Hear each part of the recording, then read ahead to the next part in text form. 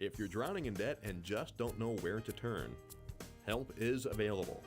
Attorney Diana Long will help you get your financial situation resolved. I'm Attorney Diana Long. I'm dedicated to helping hardworking folks just like you. Bankruptcy protection can help you get your financial life back in order, and I can show you how. If you're ready to stop the harassing phone calls and letters, I can help. Call me in Columbia at 442-8123 to schedule your free, no-obligation consultation.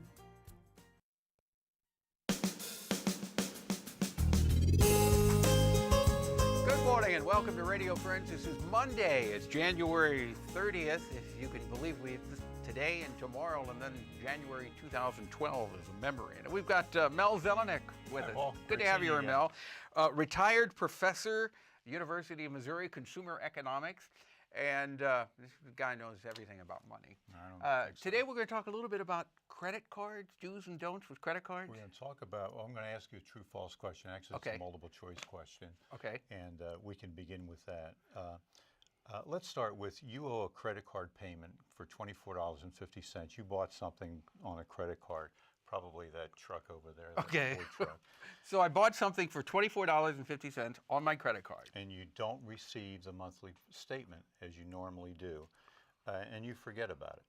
And in the past, you've always been a wise consumer and paid it off in plenty of time to avoid any charges. But this month, you weren't able to do it. You don't make any purchases on the card, and then you receive your bill next month. So a month late. A month late. And how much do you owe on that bill now? Well, two things, Mel. First of all, if I had not received that bill when it was supposed to come that first month, I would have called them and said, I haven't received my bill, and I'm not going to pay interest charges because you haven't sent me the bill. I would have also checked it online, which you can do now, to see if those charges were actually there. The second point, I think you would have no problem with if you check it online and call them and say, hey, I haven't gotten my bill. I think you'd probably say that most consumers wouldn't do that. You wouldn't think about it. Really? I do that on a regular basis. Unfortunately, I certainly don't. Oh, okay. But if you did wait, you're going to be charged a fee. For that. For a late payment. Yeah, and just approximately, what do you think you're going to be charged? $25. You know, the original amount is $24.50. Yeah.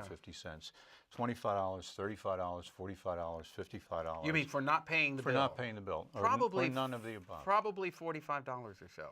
No, you're wrong. Anybody else want to guess in here? What quickly?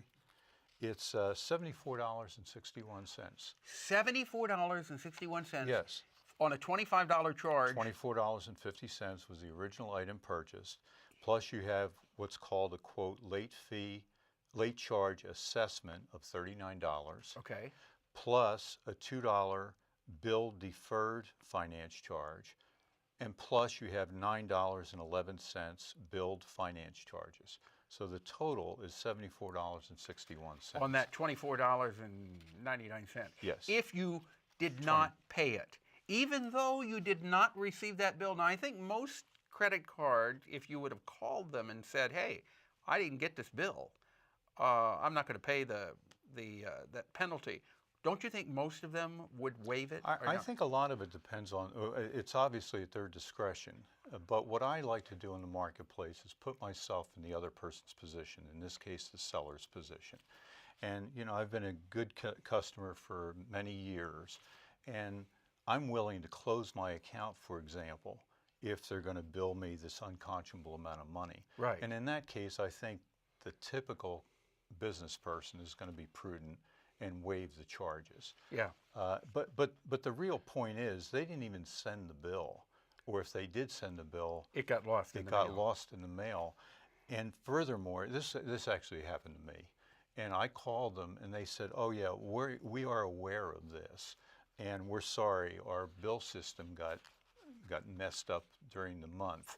So just send us the $24.50. Okay. But the point is, it would have been nice of them, for example, to just send me a note saying, we messed up here. You only owe $24.50.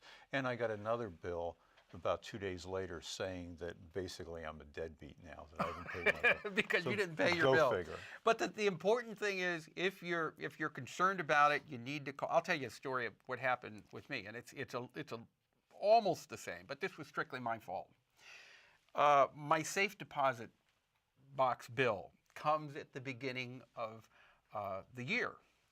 Well, I have a system where I put all of the bills that come in each month in a box, and then that are due the first of the next month. And then about the third week, I pull those bills out and I start entering them and paying them. So everything is paid on the first of the month. Well, I was going through this and I see the bill for my safe deposit box, and it was due 2 weeks ago, and I had totally overlooked it. Now, I pay all my bills on time. I called the bank's 800 number, and I explained what happened. It was put aside, and I'm overdue on my safe deposit box. I said, "Can you transfer the money out of my account?" And he said, "Yes, but I'm going to have to charge you a fee to do this, and you're going to have to pay a late fee." Yeah. And I said, "But I'm a good customer." He said, "I'm sorry, sir."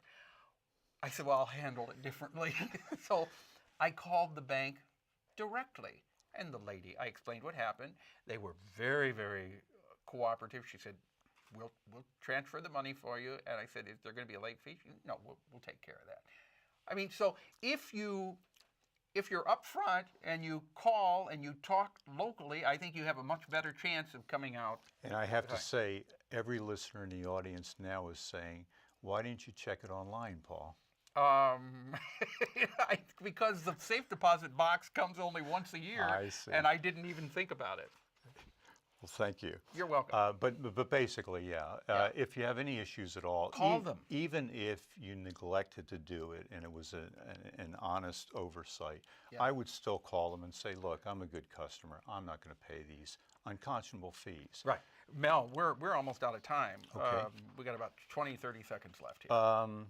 Okay, let me move to then, what are affinity travel groups, Paul, and why being part of a travel group may not be a good value? Isn't affinity travel groups when you're part of a club or a credit card or a banking system? Yeah, that's true. Another example might be, I'm a graduate of the University of Iowa, and invariably I get these travel announcements, and they say, if you want to go on a University of Iowa travel club cruise, this is what you pay.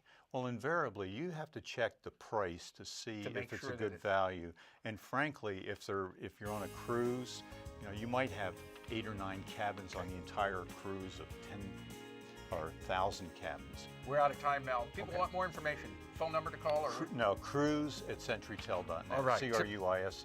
Mel Zelenak, thank you so much for coming by. Thank Community you. Outreach for Seniors and Peace Corps Film Festival.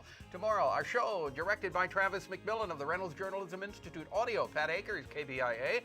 Our floor director is Danny Mattison. And our assistant producer and guest coordinator, Uncle James Mauser. Bye-bye.